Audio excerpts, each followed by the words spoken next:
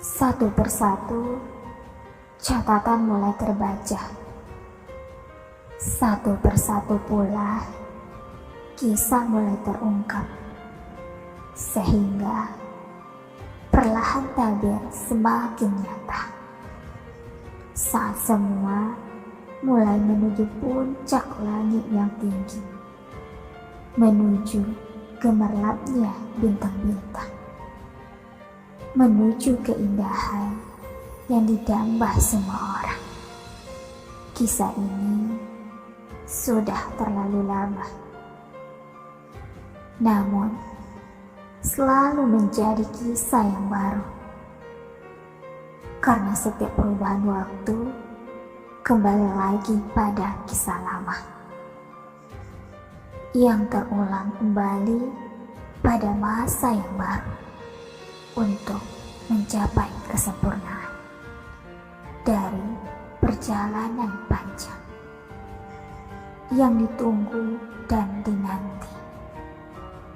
Aku terus melihatmu meskipun masih tertutup awan dan kabut. Aku tetap mengikuti langkah kakimu meski jejak selalu hilang di sapu badai yang bergelombang.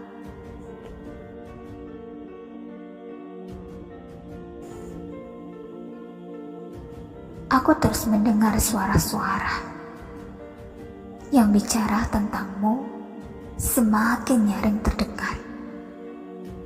Karena suara itulah kemudian terus mendorong diriku untuk menuju dirimu.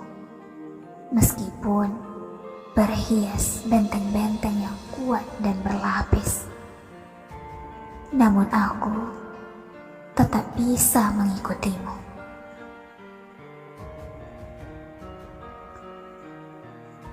Karena mungkin inilah takdirku. Jika jalanmu semakin terang, maka semakin tajam pula penglihatanmu, membuat diriku semakin nyata untuk bisa selalu menatapmu. Engkau adalah cerita-cerita dan kisah yang selalu diantar anak zaman, yang ditulis pula para pujangga, menjadi syair-syair yang indah dibaca dan didengarkan.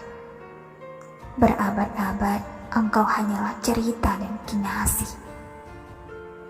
Namun, aku yang hidup di zamanku ini bukan sekedar menulis kisah dan cerita. Bukan pula hanya mengantarkan dongeng untuk bisa tidur. Karena di zamanku ini Tuhan akan memberi bukti atas kisah yang telah lama terjadi.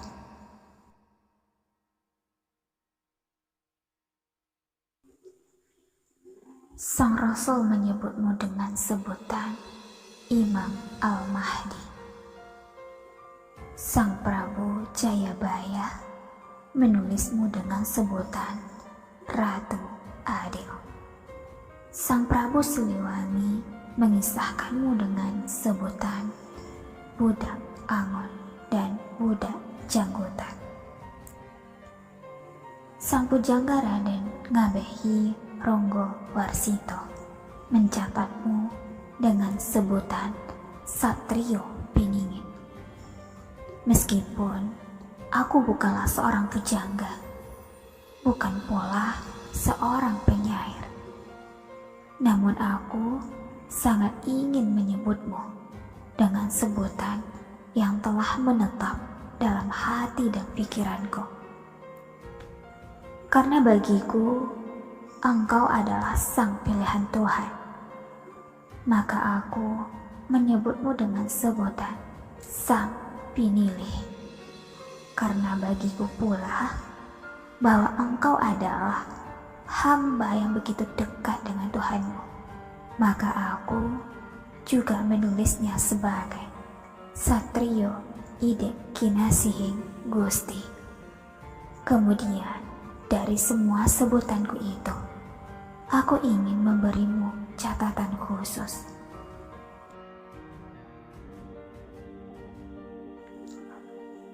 bagi semua kisahku menyebutmu dengan sebutan Sang Kinasi, karena engkau memanglah seorang hamba yang sungguh disayang Tuhan. Kita sampai sudah tidak terasa bahwa aku telah melewati hidup yang jauh, mencari dan terus mencari.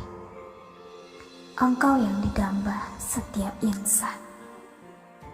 Aku mempersembahkan ketulusan, mempersembahkan pula keikhlasan, karena aku selalu merasa bahwa jalan hidupku ini adalah takdirmu yang tak bisa kulewati. Dan aku selalu juga merasa dengan mencintai hamba yang engkau kasihi, roh-roh yang engkau sayangi, itu telah mendekatkan diriku kepadamu, yang menjadi tujuan dari seluruh waktuku. Mungkin kemarin hingga hari ini, semua catatan dan suaraku adalah sekedar kisah yang terlewati. Namun aku selalu yakin bahwa yang aku cari ini akan menjadi nyata seiring waktu, yang semakin dekat bagi dirimu, wahai Sang Kinasi. Untuk mencapai singgasana dunia seperti yang telah dikisahkan oleh semua begawan sebelum zamanku ini, sebagai syair-syair kehidupan.